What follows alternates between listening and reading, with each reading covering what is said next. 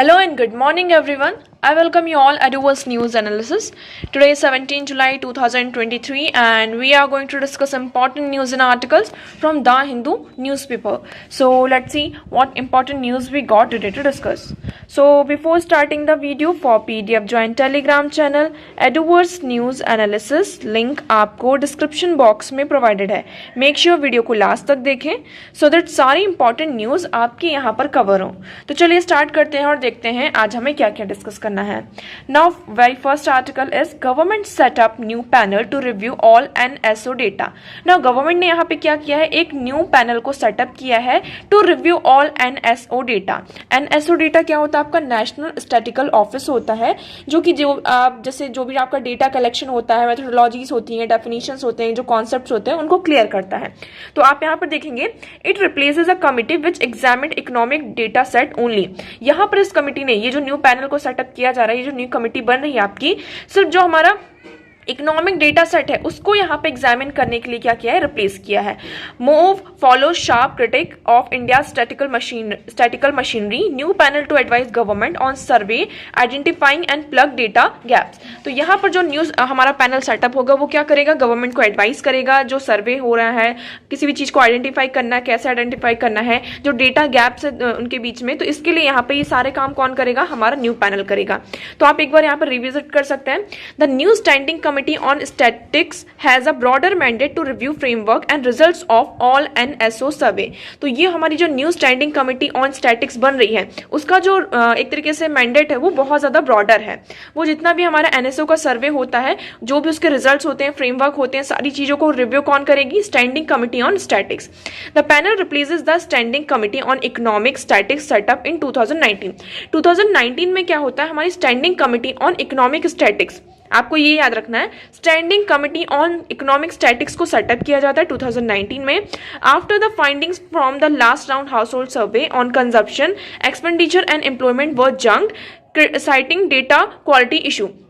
यहाँ पे last year क्या होता है, लास्ट राउंड का जो हाउस होल्ड सर्वे होता है तो उसमें कंजप्शन, जो हमारा एक्सपेंडिचर होता है, एम्प्लॉयमेंट, इन सारी चीज़ों में थोड़ा हमें जंग दिखने को मिलता है, मतलब कुछ चीज़ें हमें खराब नजर हुई आती हैं. तो इसलिए अब क्या किया गया है, ये जो पूरा मतलब ये आपकी जो standing committee on economic statics है इसको यहाँ पर रिप्लेस किया गया है और इसी कमिटी को क्या किया गया है, रिप्लेस किया गया है और उसके प्लेस पर एक न्यू पैनल को बनाया गया है. Okay, it's term to be reference including finalisation of survey results, better use of administrative data. तो इसका मेन काम क्या होगा, जितना भी आपका डेटा होगा उसे एनालाइज करेगा, सर्वे को जो रिजल्ट्स है उसको फाइनल करना होगा और उसका हमारा जो एडमिनिस्ट्रेटिव डेटा है उसमें कैसे यूज करना है, वो सारी चीजों का काम किसका होगा, हमारे इस न्यू पैनल का होगा. ओके, तो देखिए apart from survey design improvement, SCOS हमारा standing committee on statistics will identify data gaps and strategies to plug them. यहाँ पर जो हमारी स्टैंडिंग कमिटी ऑन स्टैटिक्स है वो क्या करेगी, कभी कभी डेटास के बीच में बहुत ज्यादा गैप होता है तो उसे भी आइडेंटिफाई किया जाएगा और उसे स्ट्रेटेजिकली प्लग किया जाएगा. ओके, तो आई होप आपको ये यहाँ पर क्लियर होगा. चलिए आगे बढ़ते हैं और आगे हमारी जो आज की नेक्स्ट न्यूज है वो क्या है, panel wants Kuno cheetahs to undergo medical review. Now हाल ही फिलहाल में आप सभी ने देखा कि यहाँ पर फिर से एक चीता की क्या हो चुकी है, डेथ हो चुकी है. अब तक टोटल हम यहाँ पर टोटल बात कर रहे हैं, टोटल 8 चीतास की यहाँ पे क्या हो चुकी है, डेथ हो चुकी है. तो यहाँ पर क्या किया जा रहा है, एक पैनल को बनाया जा रहा है और वो पैनल क्या करेगा, मेडिकल रिव्यू किया जाएगा चीतास की, कि मतलब आखिर यहाँ पर चीतास की डेथ हो क्यों रही है. ओके, तो देखिए यहाँ पर एक्चुअली हम बात करते हैं कि हम 1947 से बात करते हैं. 1947 में हमने लास्ट टाइम क्या देखा था, इंडिया में चीता देखा था. उसके बाद से हमें कोई भी चीता दिखाई नहीं दिया एंड 1952 में हमने ये डिक्लेयर किया कि चीता क्या हो चुके हैं, इंडिया से एक्सटिंक्ट हो चुके हैं. ओके, उसके बाद फिर आपका यहाँ पर चीता रीइंट्रोडक्शन प्रोग्राम आता है जिसमें हमने साउथ अफ्रीका से एंड नामीबिया से क्या किया, चीता को रीइंट्रोड्यूस किया. कहाँ, इंडिया में. किस पार्क में, कूनो नेशनल पार्क में. कूनो नेशनल पार्क ये कहाँ है, आपका MP में है. आप लोकेशन यहाँ पर देख सकते हैं, ये आपका मध्य प्रदेश है और मध्य प्रदेश के आप अपर साइड जाएंगे, यहाँ पर आपको कूनो नेशनल पार्क मिलता है. यहाँ पे हमने रीइंट्रोड्यूस किया किसको, चीतास को. ओके, अब यहाँ पर हम कंटिन्यूसली देख रहे हैं कि चीतास की क्या हो रही, डेथ हो रही है. हमने बहुत सारी चीतास की, जो चीता कब थे उनकी भी डेथ हुई और अभी जो चीता है उनकी भी डेथ हो रही है. तो यहाँ पर रीजन क्या देना चाहिए, पहले हम मेडिकल रिव्यू करते हैं. इसमें ये कहा जा रहा है कि एक तरीके से चीता होते हैं उनको एक कॉलर पहनाया जाता है. आप देखेंगे इनको कॉलर पहनाया जाता है, इसको हम कहते हैं रेडियो कॉलर। मतलब जहां जहां वो उनका मूवमेंट होता है तो उससे हम क्या कर सकते हैं, उनको आइडेंटिफाई कर सकते हैं कि कहां पर कौन सा चीता यहाँ पर लोकेटेड है। ओके, तो यहाँ पे उन्हें रेडियो कॉलर उनको पहनाया जाता है। तो कई बार ये कहा जाता है कि जैसे कि हम कोई भी चीज पहनते हैं, अगर वो टाइट है या कुछ भी नॉर्मल भी है, तो उससे उसकी नीचे की जो स्किन होती है उसमें थोड़े हमें चेंजेस देखने को मिलते हैं। तो इसमें ये कहा जा रहा है कि ये अभी मानसून का सीजन है, मे बी शायद उसके कारण कोई इन्फेक्शन हो रहा हो, थोड़ा बहुत इन्फेक्शन हुआ हो और धीरे धीरे वो क्या हो गया हो, बहुत ज्यादा होके उनकी डेथ का रीजन बन रहा हो। तो ये सारी चीजों को क्या किया जा रहा है, रिव्यू किया जा रहा हो। या फिर चीता की बॉडी में कोई ऐसा मार्क हो जिसके कारण मतलब कोई उनको घाव हुआ हो पहले से ही, और पहले तो वो ठीक था, बट जैसे रेनी सीजन में क्या होता है, बहुत सारे पैरासाइट्स होते हैं, वायरसेस, बैक्टीरिया हमें हर जगह दिखाई देते हैं। ओके, तो क्या हुआ हो, इन्फेक्शन ज्यादा फैल गया हो, जिसके कारण क्या हो रहा है, चीता की यहाँ पे डेथ हो रही हो। तो इन सारी चीजों को क्या किया जाएगा, रिव्यू किया जाएगा पैनल के द्वारा। ओके, तो आप देखेंगे following the death of the 2 more cheetahs at the Kuno National Park in Madhya Pradesh over the past week, the expert advisory committee overseeing the implementation of project cheetah has recommended that all the animal undergo the through physical and medical review। तो यहाँ पे अभी फिर से एक week के अंदर में अभी हाल फिलहाल में 2 चीता की क्या हो चुकी है, डेथ हो चुकी है। तो ये कहा जा रहा है यहाँ पर जो इम्प्लीमेंटेशन ऑफ प्रोजेक्ट चीता है, इसे रिकमेंड किया गया है एडवाइजरी कमिटी को कि हम क्या करेंगे, जितने भी एनिमल्स हैं उन्हें एक फिजिकल और मेडिकल रिव्यू के अंदर रखा जाएगा। आप देखेंगे कि देखिए इसमें कहा जा रहा है कि recalling even the animal released into a wild and investigating if the radio collar dangling from their neck were indirectly abetting infection multiple sources. तो आप यहाँ पर देखेंगे उनको जो रेडियो कॉलर उनकी गले में आप देख सकते हैं, इसमें आपको दिख रहा होगा इस पिक्चर में, इनकी कॉलर में मतलब एक रेडियो कॉलर लगा हुआ है इनकी नेक में। तो इससे भी क्या हो सकता है, शायद उसके कारण कुछ हमें वुंड्स मिल गए हों और उसकी जो स्किन है उसके नीचे कुछ इन्फेक्शन हो गया हो, इसके कारण यहाँ पर क्या हो, इसकी डेथ हुई है। तो अभी देखेंगे आज cheetah name Surya died from the wound on its neck then infected with maggot. तो इसमें ये कहा जा रहा है ये जो अभी हाल फिलहाल में चीता की डेथ हुई उसका नाम क्या है, सूर्या। ओके, तो आपको इन चीतास के नाम भी याद रखने पड़ेंगे, जैसे कि दक्षा हो गया, हमने इससे पहले पढ़ा था ना, दक्षा, साशा। ओके, तो इन चीतास की भी हो चुकी है क्या, डेथ। तो अभी जो हाल फिलहाल में चीता की डेथ हुई उसका नाम क्या है, सूर्या। तो उसके नेक में क्या कुछ वुंड्स पाए गए थे, इंजरीज थी और उनमें बहुत ज्यादा इन्फेक्शन था, तो इसके कारण हमें ये कहा जा रहा है कि इसकी यहाँ पर डेथ हुई है। ओके, चलिए अब आगे बढ़ते हैं। अब हम बढ़ते हैं हमारे क्वेश्चन की तरफ। तो कल का हमारा क्वेश्चन था the black cotton soil of India has been form due to weathering of. यहाँ पर हमें ये बताना था कि जो आपकी ब्लैक कॉटन सॉइल होती है इंडिया में जो पाई जाती है वो कैसे फॉर्म होती है। तो आपके पास ऑप्शन थे brown forest soil, fissure volcanic rock, granite and schist and shale and limestone. तो आपका यहाँ पर राइट ऑप्शन क्या है, आप लोग वीडियो को पहले पॉज करेंगे और कॉमेंट सेक्शन में इस क्वेश्चन का आंसर करेंगे, जिसने भी यहाँ पर कल इस क्वेश्चन का आंसर नहीं किया है। ओके, तो चलिए आगे बढ़ते हैं और देखते हैं कि इसका राइट ऑप्शन क्या है। तो देखिए कॉटन सॉइल, इसमें बात की जा रही है किसकी, कॉटन सॉइल की। तो कॉटन सॉइल जो आपका होता है, जो वॉल्केनो होता है, वॉल्केनिक जब इरप्शन होता है उससे जो लावा बाहर निकलता है ना, जो मॉल्टन फॉर्म में लावा होता है वो क्या होता है, आपका कूल डाउन होता है और वो रॉक बन जाता है। रॉक बन जाता है, रॉक बनने के बाद धीरे धीरे उसकी वेदरिंग होती है, धीरे धीरे वो डिकेड होने लगता है, उसकी वेदरिंग होने लगती है और फिर वो क्या बनता है, ब्लैक कॉटन सॉइल के उसमें बनता है। ठीक है, तो इसका आपका राइट ऑप्शन होगा option B, fissure volcanic rocks के कारण जब उनकी वेदरिंग होती है तो उससे यहाँ पर ब्लैक कॉटन सॉइल का फॉर्मेशन होता है। तो आप यहाँ पर देख सकते हैं Black soil is formed due to weathering or basalt rock or volcanic rock, while other rocks don't have the properties found in black soil। तो यहाँ पर देखिए ये कहा जा रहा है कि जो आपकी ब्लैक सॉइल होती है क्यों बनती है, जो बसाल्ट रॉक होते हैं और वॉल्केनिक रॉक्स होते हैं उनकी वेदरिंग के कारण यहाँ पर आपकी ब्लैक सॉइल बनती है। और ब्लैक सॉइल में जो प्रॉपर्टीज पाई जाती हैं वो किसी अदर सॉइल में, मतलब इंडिया की जो अदर हमारी सॉइल पाई जाती है उसमें नहीं मिलती है। Climatic condition along with the parent rock material is the important factor for the formation of black soil.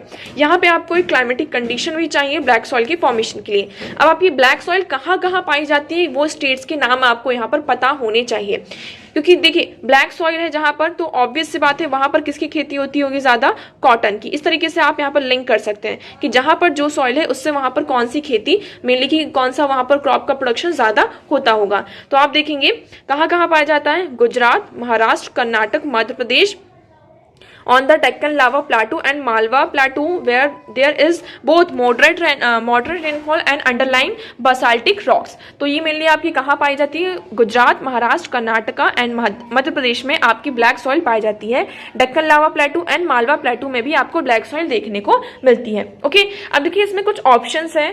Brown forest soil, granite and schist, shale and limestone. इनके बारे में भी हम थोड़ा थोड़ा पढ़ लेते हैं कि ये सारी चीजें हैं क्या। हम ब्राउन सॉइल की बात करते हैं। मेनली इसमें क्या होता है, जो आपकी अर्थ होती है इसमें ऑर्गेनिक मैटर आपको और न्यूट्रिशन ज्यादा देखने को मिलता है, इसलिए low and this generally means poor fertility and structure. तो मतलब यहाँ पर क्या होता है कि जो आपकी ब्राउन सॉइल होती है उसमें आपका जो कार्बन का अमाउंट होता है, कंटेन होता है, वो बहुत ज्यादा होता है, जिसके कारण इसका जो कलर होता है ब्राउन होता है। पहली चीज ये। उसके बाद ये हम देखेंगे brown soil often referred as brown forest soil और brown earth as well as drain with the brownish subsoil where iron oxide created through weathering process are bonded to silicate clays. तो यहाँ पर क्या होती है, जो iron oxides होते हैं आपके, उसकी जो यहाँ पे वेदरिंग होती है उसके थ्रू यहाँ पर ये बनता है, और इसी से आपका यहाँ पे जो क्ले आपने देखा होगा, ब्राउन सॉइल का जो मड होता है क्ले, उससे यहाँ पर बनता है। इसमें ऑर्गेनिक मैटर और न्यूट्रिशन बहुत ज्यादा होते हैं, जिसके कारण इसका जो कलर होता है ब्राउन होता है। अगर सॉइल का कलर यहाँ पे धीरे धीरे जैसे कि ब्राउन है, डार्क ब्राउन, और डार्क ब्राउन से धीरे धीरे वो कैसा हो रहा है, कम होता जा रहा हो ब्राउन से, फिर वो पेल कलर का जो ब्राउन होता है वो हो गया, येलो सॉइल हो गई, तो वो क्या इंडिकेट करता है कि जो ऑर्गेनिक मैटर है सॉइल में और जो न्यूट्रिशन है सॉइल का, वो कैसा हो रहा है, धीरे धीरे लो होता जा रहा है। मतलब कि इसका मतलब क्या होता है कि generally means poor fertility and structure, मतलब उसकी जो फर्टिलिटी है ना, क्रॉप प्रोडक्शन की जो फर्टिलिटी है वो उसकी कैसी है, पुअर है। ओके, तो आई होप आपको ब्राउन सॉइल के बारे में यहाँ पे क्लियर होगा। ग्रेनाइट की हम बात करते हैं। ग्रेनाइट आपका क्या है? Granite gneiss has a mineral composition similar to that granite. शिसिस is a metamorphic rock usually form originally from shale. So now we will see here कि जो मेटामॉर्फिज्म होता है, जो मेटामॉर्फिक आपके रॉक्स होते हैं, हमने यहाँ पर देखे रॉक्स के भी टाइप होते हैं। एक आपका बसाल्टिक वॉल्केनिक रॉक हो गया, बसाल्टिक रॉक होता है, उसके बाद यहाँ पे मेटामॉर्फिज्म होता है, मेटामॉर्फिक आपका रॉक होता है। तो इसमें आप क्या देखेंगे, पहले आपका शेल होता है, उसके बाद स्लेट होती है, फिर पाइलाइट होता है, फिर शीर्सिस्ट होता है, जीनेसिस होता है। तो इसमें मतलब एक्चुअली ये होता है कि टाइम जैसे जैसे टाइम बढ़ता जाता है तो उसमें जो प्रेशर और टेम्परेचर लगता जाता है, तो वो जो रॉक होता है अपने आप को क्या करता जाता है, चेंज करता जाता है। तो पहले क्या होता है, शेल होता है, तो शेल आपका ये थोड़ा आपका सॉफ्ट रहता है, इतना ज्यादा यहाँ पर हार्ड नहीं रहता। उसके बाद यहाँ पर स्लेट आपने यहाँ पर देखा होगा, स्लेट क्या होता है, आपका जो शेल होता है उससे थोड़ा सा हार्ड होता है, फिर फाइलाइट आता है, फिर उसके बाद शीशिस्ट आती है, फिर यहाँ पर जेनेसिस, जिसको हम ग्रेनाइट भी कहते हैं। ओके, तो आई होप आपको यहाँ पे सारे रॉक्स के बारे में अब क्लियर होगा। चलिए आगे बढ़ते हैं हमारे नेक्स्ट क्वेश्चन की तरफ। तो आज का हमारा क्वेश्चन है, What was the exact constitutional status of India on 26 January 1950s? यहाँ पर 26 जनवरी 1950 को इंडिया का एग्जैक्ट कॉन्स्टिट्यूशनल स्टेटस क्या था, ये आप लोगों को बताना है। आपके पास यहाँ पर ऑप्शन है a democratic Republic, a sovereign democratic Republic, a sovereign secular democratic Republic, a sovereign socialist secular democratic Republic. Okay, तो इसमें से आपका राइट ऑप्शन क्या है, आप लोग कमेंट सेक्शन में फटाफट इस क्वेश्चन का आंसर करेंगे। आपको ये बताना है कब 26 जनवरी 1950 को हमारा एग्जैक्ट कॉन्स्टिट्यूशनल स्टेटस क्या था, इंडिया का कॉन्स्टिट्यूशनल स्टेटस आपको बताना, क्या एक डेमोक्रेटिक रिपब्लिक था, या सोवरेन डेमोक्रेटिक रिपब्लिक था, या फिर सोवरेन सेक्युलर डेमोक्रेटिक रिपब्लिक, या sovereign socialist secular democratic Republic था। तो कमेंट सेक्शन में आप लोग फटाफट इस क्वेश्चन का आंसर करेंगे। आगे बढ़ते हैं, हमारा नेक्स्ट क्वेश्चन है, with reference to India Didwana, कंचमन, सारगोल एंड काटू are the names of glaciers, mangrove areas, Ramsar site and saline lakes. तो आपको ये बताना है, ये जो आपको नेम दिए गए हैं इंडिया में, दिदवाना, कुचमान, सरगोल एंड काटू, ये किसके नेम है? ग्लेशियर्स के नेम है, या फिर कोई मैंग्रोव एरिया है उसका नेम है, या फिर कोई रामसर साइट है उसका नेम है, या फिर कोई भी सलाइन आपकी लेक्स है उसका नेम है। तो आप लोग इसका आंसर यहाँ पे करेंगे, इसका आंसर आप लोगों को कल दिया जाएगा। ओके, सो आप ये दोनों क्वेश्चन का आंसर कहाँ करना है, कमेंट सेक्शन में। नाउ नेक्स्ट मूव करते हैं, next article is China event raises concern over India's only app. China में एक इवेंट हुआ है और उस इवेंट में क्या हुआ है, एक्चुअली जो इंडिया का ओनली ऐप है, आप यहाँ पर देखेंगे इस ऐप का नाम क्या है, हुलो गिबन। ये आपके स्मॉलेस्ट यहाँ पे ऐप होते हैं और यहाँ पे जो फास्टेस्ट स्पीशीज एक तरीके से मानी जाती है इसकी। तो इंडिया में ये कंसर्न, मतलब कि चाइना में एक इवेंट हुआ है और उसमें यहाँ पर जो इंडिया का ओनली ऐप है उस पर क्या किया है, कंसर्न रेज किया है। तो आप देखेंगे the hoolock gibbon unique to the north east is the only 20 species of ape at the high risk of extinction. तो यहाँ पे नॉर्थ ईस्ट में मिली इसकी टोटल पूरे वर्ल्ड वाइड अगर आप देखेंगे तो टोटल इनकी 20 स्पीशीज पाई जाती हैं। ठीक है। और इसमें से जो कुछ स्पीशीज हैं वो इंडिया में पाई जाती हैं। इंडिया में एक स्पीशीज जो है इसकी ऐप की वो पाई जाती है जिसको हम कहते हैं हुलॉक गिब्बन। तो आप देखेंगे the conservation status of India's only ape was the cause for concern at the global event on gibbon held on week ago और चाइना। गिब्बन इज द, अब इसमें से ये आपके लिए यही पर फैक्ट निकल कर आ जाता है। ओके तो Gibbon the smallest and fastest of all apps. तो गिब्बन्स क्या है आपके स्मॉलेस्ट और फास्टेस्ट हैं। जितने भी आपके ऐप्स पाए जाते हैं उसमें से जो गिब्बन है वो सबसे छोटे ऐप है और फास्टेस्ट यहाँ पर है। मेनली कहाँ पर रहता है, लिव इन ट्रॉपिकल एंड सब tropical forest in the south eastern part of Asia. ये मेनली ट्रॉपिकल और सब ट्रॉपिकल जो फॉरेस्ट होते हैं साउथ ईस्टर्न एशिया में वो यहाँ पर पाए जाते हैं। ओके तो unique to India's north east is the 120 species of gibbon on earth. तो मेनली यहाँ पर 20 स्पीशीज है, उसमें से कुछ स्पीशीज जो है मतलब एक स्पीशीज जो है आपकी कहाँ पाई जाती है, इंडिया में पाई जाती है और उसी में थोड़ा कंसर्न रेज किया गया है। ओके तो अभी एक्चुअली आप देखेंगे तो टोटल 12,000 यहाँ पे गिब्बन्स थे। यहाँ पे जो पॉपुलेशन था गिब्बन्स का वो कितना था, 12,000 था। अब धीरे धीरे क्या हो रहा है, ये भी कहा जाता है कि जैसे कि अदर हमारे ऐप्स होते हैं तो उनके कंपैरिजन में आप देखेंगे ये जो आपके हुलॉक गिब्बन्स होते हैं वो और ज्यादा एक्सट्रीमली यहाँ पर क्या होते हैं, इंटेलिजेंट होती हैं। इनकी जो पर्सनालिटी है वो भी कैसी आपकी थोड़ी अलग होती है in comparison to other apps. Okay तो आई होप आपको यहाँ पर ये सिर्फ आपके लिए यहाँ पर एक फैक्ट निकल कर आता है। आपसे क्वेश्चन पूछा जा सकता है कि स्मॉलेस्ट एंड फास्टेस्ट यहाँ पे ऐप कौन सा है ना, तो इसके बारे में यहाँ पे बात की गई। आप एक बार देख भी सकते हैं यहाँ पर hoolock Gibbon, Tellis hoolock Gibbon is the only app found in India. यहाँ पे जो टेलिस हुलॉक गिब्बन है ये सिर्फ इंडिया में पाया जाता है। ओके इसको 2 कैटेगरीज में यहाँ पे फाइनलाइज किया गया है। एक होता है आपका वेस्टर्न हुलॉक गिब्बन और दूसरा होता है ईस्टर्न हुलॉक गिब्बन। तो आप यहाँ पर इसकी पिक्चर देख सकते हैं। नेक्स्ट बढ़ते हैं। Now next article is editorial section में आप आएंगे, यहाँ पर आपको एक आर्टिकल मिलेगा, India's conglomerate are getting too big for comfort. अब इसमें एक्चुअली इस आर्टिकल में ये कहा गया है कि इंडिया में अगर हम फर्म्स की बात करते हैं, इंडस्ट्रीज की बात करते हैं तो धीरे धीरे वो क्या हो रही हैं, कम होती जा रही हैं और जो मतलब इनका जो नंबर है वो धीरे धीरे कम होता जा रहा है। बट जितनी भी बची हैं उनको यहाँ पर क्या हो रहे हैं वो और ज़्यादा मतलब कि उनका जो अगर आप इन्वेस्टमेंट देखेंगे, सारी चीज़ें देखेंगे तो वो क्या हो रहा है, इंक्रीज हो रहा है। मतलब देखिए इंडस्ट्रीज कम हो रही है। एक तरीके से हम ये देख रहे हैं कि जो फर्म्स है इवन कोरोना के बाद से भी हमने देखा कि जो आपका मीडियम इंटरप्राइजेस है ना, स्मॉल स्केल जो इंटरप्राइजेस है, मीडियम इंटरप्राइजेस है, उसमें हमें यहाँ पर उनको लॉस हुआ है, हमें कमी देखने को मिली है। इवन जो आपके बिग फर्म्स हैं उनमें भी कमी देखने को मिली है। बट क्या हो रहा है कि जो भी फ्यू सेक्शन यहाँ पर बचा है उसमें हमें यहाँ पर बहुत ज्यादा ग्रोथ देखने को मिल रही है। इवन हमारी जो गवर्नमेंट होती है वो भी क्या करती है, in few sections of firms को बहुत ज्यादा उनके साथ कोलैबोरेशन करती है और उन्हें सपोर्ट करती है।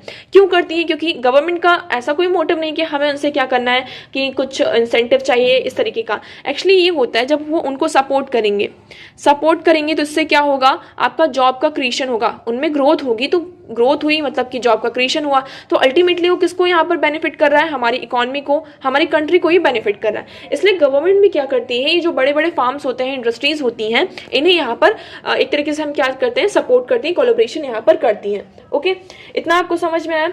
अब इसमें यहाँ पर क्या होता है कि हमें यहाँ पर कुछ ही जो गवर्नमेंट है, कुछ ही जो मतलब कि आपकी जो फर्म्स हैं, इंडस्ट्रीज हैं, हम देखते हैं कि उनको बेनिफिट मिलता है और जॉब क्रिएशन होता है। बट अगर हम रियलिटी की बात करते हैं, जो गवर्नमेंट इन्हें सपोर्ट करती है तो क्या इसका बेनिफिट डायरेक्टली जो ग्राउंड लेवल पर जो आपकी रियलिटी है, ग्राउंड पीपल रियलिटी, क्या उनको मिलता है या नहीं मिलता, क्वेश्चन इस बात पर आपका उठता है।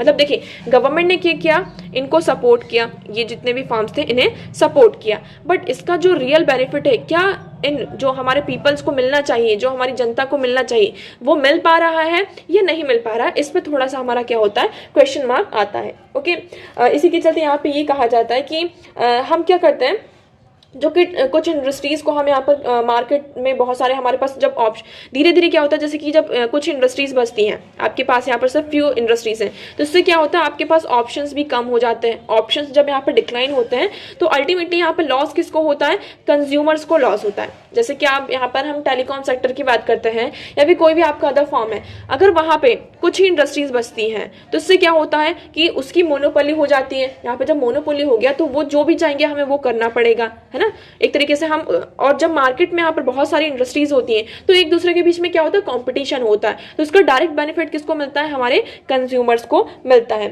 इसलिए इस आर्टिकल में मेनली यही कहा जा रहा है कि जो हमारी पॉलिटिक्स है, आप देखेंगे कुछ इसमें पॉइंट्स दिए गए हैं कि 3 ट्रेंड्स हमें देखने को मिलते हैं, जैसे कि 3 trends have signal the narrowing of political distance between the state and big businesses.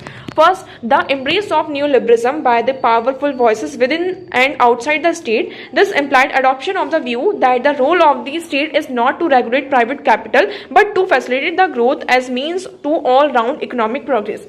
तो ये यहाँ पे जो न्यूलिबरलिज्म को क्या किया जा रहा है, एम्ब्रेस किया जा रहा है। एक्चुअली इसमें ये कहा जा रहा है कि जो गवर्नमेंट होती है आपकी, उसको यहाँ पर जो प्राइवेट कैपिटल्स होते हैं उन्हें फैसिलिटेट नहीं करना चाहिए, उन्हें सिर्फ यहाँ पर क्या करनी चाहिए कि आप देखेंगे implied adoption of a view that the role of the state is not to regulate private capital.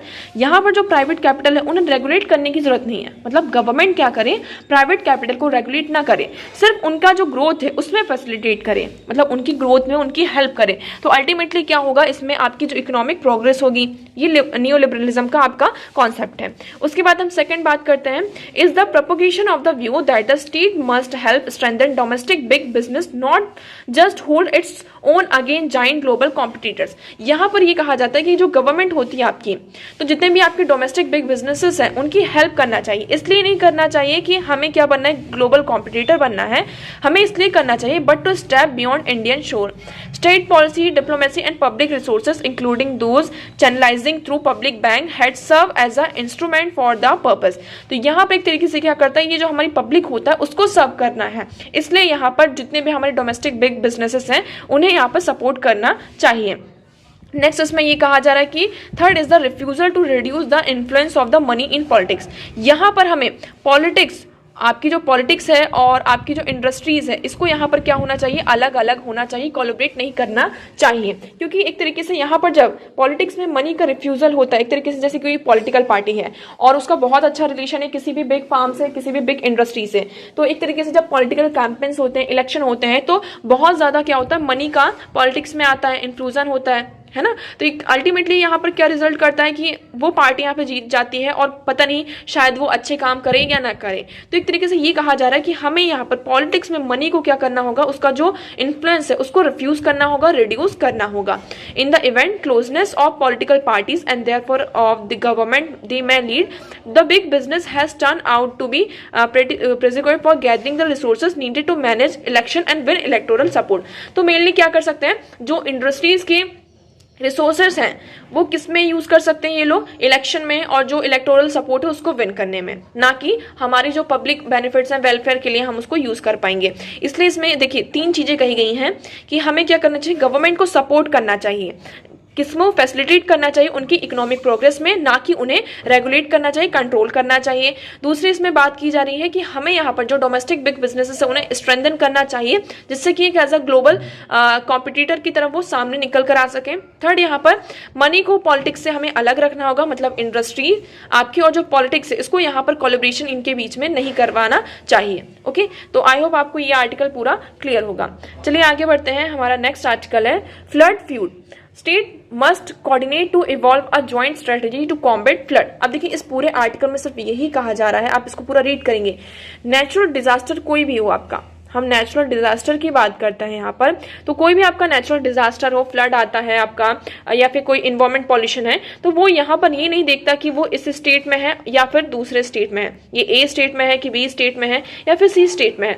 अगर आपकी जो रिवर है, जैसे कि हम बात करते हैं रिवर की, तो रिवर एक स्टेट से होते हुए सेकेंड स्टेट में जाती है, फिर थर्ड स्टेट में जाती है, वो क्या है, एक नेचुरल रिसोर्स है, नेचुरल चीज है, तो उसे किसी भी बाउंड्री का पता नहीं होता है। अब इस रिवर का जो वाटर है उसे कैसे रेगुलेट करना है, कैसा इसका यूज करना है, ये सारा किस पर आ जाता है, आपकी स्टेट के ऊपर आ जाती है। ठीक है, तो यहाँ पर इसी तरीके के जो नेचुरल डिजास्टर्स होते हैं, फ्लड हो गया आपका, अगर हम बात करते हैं सुनामी हो गई, फ्लड हो गया, कोई भी अर्थक्वेक हो गया, तो वो यहाँ पर बाउंड्री नहीं देखते कि आप इस स्टेट से हैं तो ठीक है आपको इतना कम हार्म करना है, आप इस पर्टिकुलर स्टेट से तो आपको ज्यादा हार्म करना है। ओके, तो इसलिए ये कहा जा रहा है कि वो स्टेट जो थोड़ी बहुत ज्यादा प्रोन है, मतलब कि हाईली प्रोन है, जैसे कि फ्लड के हम बात करते हैं बिहार में, झारखंड में, नॉर्थ ईस्ट एरिया में आपके बहुत ज्यादा फ्लड आते हैं, तो वहां पे स्टेट्स क्या कर सकते हैं, आपस में कोऑर्डिनेट करके एक ज्वाइंट कॉम्बैट स्ट्रेटेजी को लेकर आ सकते हैं कि हम क्या कर सकें, फ्लड को कॉम्बैट कर सकें। ठीक है, तो इसमें देखिए ये जो आपका ये हेडिंग है, इसी से आपका जो पूरा आर्टिकल है वो यहाँ पे इसका डिस्कशन खत्म हो जाता है कि state must coordinate to evolve a joint strategy to combat flood. यहाँ पर सारे स्टेट्स को, जितने भी स्टेट्स यहाँ पे जो नेचुरल डिजास्टर जितने भी होते हैं उनका प्रोन है, तो उन्हें एक साथ आना होगा और एक जॉइंट स्ट्रेटेजी को लेकर आना होगा, जिससे कि हम जो भी नेचुरल डिजास्टर आता है, आपका फ्लड आता है या फिर कोई भी XYZ डिजास्टर आता है, तो उससे हम क्या कर सकें, कॉम्बैट कर सकें। ओके, तो देखिए हमें यहाँ पर देख रहे हैं कि हम बात करते हैं किसकी, Himachal Pradesh, Punjab, Haryana and Delhi are among the state that have reported record rainfall and at least 60 that have been confirm through the actual toll may be higher. अब यहाँ पर अब तक 60 डेथ हो चुकी हैं और यहाँ पर जो एक्चुअल डेथ टोल है वो भी हमें अभी नहीं पता है। तो यहाँ पर ये सारे स्टेट्स क्या कर सकते हैं, एक साथ आ सकते हैं, है ना, और कुछ ऐसी स्ट्रेटजी को लेकर, क्योंकि हर साल यहाँ पे फ्लड आ रहा है, हम देख रहे हैं नेचुरल जो इस तरीके के डिजास्टर है, ग्लोबल वार्मिंग हो रही है, चेंजेस हो रहे हैं और इस तरीके की चीजें जो डिजास्टर है वो आपको फेस करनी पड़ेंगी। ओके, तो बस इसमें यही है आपको कि एक जॉइंट स्ट्रेटजी को लेकर आना होगा जिससे हम क्या कर सकें, फ्लड को कॉम्बैट कर सकें। आगे बढ़ते हैं। Now next article is e-rickshaw two wheelers the shift in share of electric vehicles. अब एक्चुअली यहाँ पर बात की जा रही है, हम आप सभी को पता है कि हम अब इलेक्ट्रिकल व्हीकल्स को क्या कर रहे हैं, इंट्रोड्यूस किया जा रहा है इंडिया में। क्यों किया जा रहा है, हमें यहाँ पे क्लीन एनर्जी की तरफ मूव करना है ना, हम क्लीन एनर्जी की तरफ मूव कर रहे हैं और जो आपका फॉसिल फ्यूल है, क्रूड ऑयल है, इसका जो यूज है हमें उसे कम करना है, इसलिए हम किसकी तरफ मूव कर रहे हैं, इलेक्ट्रिक व्हीकल की तरफ मूव कर रहे हैं। ठीक है, अब इसमें इस आर्टिकल में मैंने ये कहा जा रहा है कि जब स्टार्टिंग में इलेक्ट्रिक व्हीकल्स आए थे तो सबसे पहले हमने क्या देखा था, ई रिक्शा को देखा था, है ना। अब ठीक है, उसकी जो कैपेसिटी है, थोड़ा लोड वगैरह है, उसमें हमें थोड़े चेंजेस देखने को मिलते हैं इन कंपैरिजन टू जो डीजल व्हीकल होते हैं, आपके पेट्रोल व्हीकल्स होते हैं। बट हमने सबसे पहले जो इंट्रोडक्शन देखा था, कौन आया था, आपका ई व्हीकल्स आ रहा था। फिर धीरे धीरे अब हम क्या देख रहे हैं कि अब आपके 2 व्हीलर्स भी आ रहे हैं और आपके यहाँ पे 4 व्हीलर्स भी इनका इंट्रोड्यूस हो रहा है। तो यहाँ पर आप देखिए शेयर में थोड़ा शिफ्ट देखने को मिलेगा, बट स्टिल अभी भी आप देखेंगे तो सिर्फ 1% ही हमने क्या किया है, डेटा क्रॉस किया, मतलब कि पूरे इंडिया में सिर्फ 1% जो व्हीकल है वो क्या है, इलेक्ट्रिक व्हीकल्स हैं। अभी आपको जो मतलब कि हाईएस्ट अगर आप देखेंगे तो प्रायोरिटी अभी किसको है, डीजल और जो पेट्रोल व्हीकल्स हैं उन्हें ही। बट धीरे धीरे हम यहाँ पर क्या देख रहे हैं कि जो इलेक्ट्रिकल व्हीकल्स हैं उनका पेनिट्रेशन इंडिया में हो चुका है। लोग इसे अब ज्यादा क्या करना चाहते हैं, मतलब कि हम इलेक्ट्रिकल व्हीकल का ज्यादा यूज करें। तो आप देखेंगे As of July 14, 2023, India had 0.27 crore electric vehicle, 5 crore diesel vehicle, 28 crore petrol vehicle. The share of electric vehicle was just 0.79% with petrol vehicle, forming over 80%, and diesel motor contributing about 14.5%. तो अभी भी जो contribution है वो कम है, but एक हम एक तरीके से ये कह सकते हैं कि बहुत अच्छा स्टेप है जिसमें हम क्या कर सकते हैं, आगे मूव कर सकते हैं। अब स्पेशली इसमें ये कहा जा रहा है कि आपके जो बड़े स्टेट्स हैं, है ना, जो आपके बिग स्टेट्स हैं, जैसे कि आपका यूपी हो गया, एमपी हो गया, है ना, आंध्र प्रदेश की हम बात करते हैं, आपका आंध्र प्रदेश हो गया, तो इन स्टेट्स में पहले हमें क्या करना चाहिए, इलेक्ट्रिक व्हीकल्स का ज्यादा इंट्रोडक्शन करना होगा, क्योंकि अगर इन स्टेट्स में पहले आता है तो उससे क्या होगा, लोग और ज्यादा अवेयर होंगे उसके बारे में और यहाँ पर जो परसेंटेज है इलेक्ट्रिकल व्हीकल्स का वो और ज्यादा क्या होगा, आपका इंक्रीज होगा। ओके, तो आप इस आर्टिकल में पूरा डेटा दिया होगा है, आप देख सकते हैं कि देखिए असम ने यहाँ पे फर्स्ट रैंक यहाँ पे किया, इसका 2.2% यहाँ पे शेयर है। उसके बाद हम बात करते हैं त्रिपुरा में 2%, दिल्ली, बिहार, उत्तर प्रदेश में सिर्फ 1% है। तो यहाँ पर सबसे पहले देखिए छोटे स्टेट्स के साथ साथ बड़े स्टेट्स को भी क्या करना होगा, सामने आना होगा और यहाँ पे इलेक्ट्रिक व्हीकल्स को ज्यादा से ज्यादा अडॉप्ट करना होगा। चलिए आगे बढ़ते हैं। Now next article is lightning not a natural disaster says centre. अब यहाँ पर ये कहा जा रहा है कि जो लाइटनिंग होती है आपने देखो जो बिजली कड़कती है, ओके, तो इसे यहाँ पर जो स्टेट्स है वो डिमांड कर रहे हैं कि इसे as a natural disaster consider किया जाए और इसके थ्रू अगर इसे नेचुरल डिजास्टर के अंदर हम रखते हैं तो इससे क्या होगा, जो स्टेट डिजास्टर रिस्पॉन्स फंड है जिसमें यहाँ पर स्टेट का 75% क्या होता है, कॉन्ट्रीब्यूशन होता है, इसके थ्रू यहाँ पर जो जिन लोगों की लाइटनिंग के थ्रू यहाँ पर क्या होती है, डेथ होती है, उन्हें क्या होगा, कंपनसेट प्रोवाइड किया जाएगा। बट स्टेट ने क्या कहा है कि जो आपकी लाइटनिंग है वो नेचुरल डिजास्टर नहीं है। तो देखिए number of death due to lightning has been increasing of late. If it is joined a list of natural disaster, victim will be entitled to compensation under the state disaster response fund, but an official says centre is not in favour of its as death can be prevented through the awareness program। तो यहाँ पर centre ने कहा मतलब कि जो centre के officials थे वो इस पे फेवर में नहीं थे, उन्होंने ये कहा कि हम डेथ को प्रिवेंट कर सकते हैं थ्रू अवेयरनेस प्रोग्राम। हम वेरियस अवेयरनेस प्रोग्राम को लाकर क्या कर सकते हैं, जो लाइटनिंग लाइटनिंग के थ्रू आपकी डेथ हो रही है उसको प्रिवेंट किया जा सकता है। इसलिए हम इसको क्या कर रहे हैं, डिजास्टर जो नेचुरल डिजास्टर है उसके अंडर में नहीं ला रहे हैं। अब आपके नेचुरल डिजास्टर के अंडर में क्या क्या आता है, साइक्लोन आता है, ड्रॉट आता है, earthquake, fire, flood, tsunami, hailstorm, landslip, अवांचल, cloud burst, pests attack, frost, cold waves are now consider disaster under SDRF। तो ये आपके नेचुरल डिजास्टर की कैटेगरी में आते हैं, लाइटनिंग नहीं आते हैं। बट हम ओवरऑल देखेंगे लाइटनिंग के थ्रू अब तक यहाँ पर 2020 का डेटा है 2860 पीपल्स की यहाँ पे डेथ हो चुकी है ड्यू टू लाइटनिंग। ओके, और ये नंबर जो है धीरे धीरे और भी क्या हो रहा है, इंक्रीज हो रहा है। यहाँ पर ये जितने डिजास्टर्स हैं आप देखेंगे टोटल जो भी आपके नेचुरल डिजास्टर्स हैं उतनी यहाँ पर डेथ नहीं हुई जितनी यहाँ पर लाइटनिंग के कारण लोगों की डेथ हो रही है। इसलिए यहाँ पे स्टेट्स यहाँ पे जॉइंटली क्या डिमांड कर रहे हैं कि इसे नेचुरल डिजास्टर के अंदर रखा जाए, जिससे लोगों को एक तरीके से अगर इसके अंदर आ जाता है तो यहाँ पर जो आपका स्टेट डिजास्टर रिस्पॉन्स फंड है उसके थ्रू यहाँ पर जो विक्टिम्स है उन्हें कंपनसेशन प्रोवाइड किया जाएगा। ओके, तो आई होप आपको अब ये आर्टिकल पूरा यहाँ पर क्लियर होगा। So that's for all today. आज इतने ही आर्टिकल्स हैं, हमने सारी चीजें डिस्कस कर ली। अब हम बढ़ते हैं हमारे क्वेश्चन की तरफ। तो आज का हमारा क्वेश्चन है, What was the exact constitutional status of the India on 26 जनवरी 1950? तो 1950 में इंडिया का एग्जैक्ट कॉन्स्टिट्यूशनल स्टेटस क्या था ये हमें बताना है। आज के टाइम का नहीं पूछ रहे हैं, यहाँ पर 1950s का पूछा जा रहा है आपसे। तो आपका राइट ऑप्शन इसमें से होगा option B, a sovereign democratic and republic. तो आप देखेंगे द ओरिजिनल प्रेम्बल, जो हमारा ओरिजिनल प्रेम्बल था और इसे जब हमने 26 नवंबर 1949 को अडॉप्ट किया था तो उसमें क्या लिखा था, सोवरेन डेमोक्रेटिक रिपब्लिक लिखा था। उसके बाद इसमें 1976 में अमेंडमेंट होता है, 42nd अमेंडमेंट होता है, जिसमें यहाँ पर आपका सोशलिस्ट और सेक्युलर जो वर्ड होता है उसको इंसर्ट किया जाता है। ओके, तो आपको यहाँ पर आपका राइट ऑप्शन क्या हो जाता है, sovereign democratic and republic. So option B is your right option. So मैं उम्मीद करती हूँ यहाँ पर सभी के ऑप्शन यहाँ पर सही होंगे। सो आज के लिए इतना ही। आई होप आपको सारी चीजें क्लियर होंगी। अगर आपको कोई भी मिस्टेक होती है या फिर कोई भी डाउट लगता है तो आप कॉमेंट सेक्शन में हमें बता सकते हैं। ओके, सो वीडियो कैसा लगा कमेंट सेक्शन में जरूर बताइएगा। वीडियो को लाइक करना है, चैनल को सब्सक्राइब करना है। So that's for all today. Thank you so much for discussion.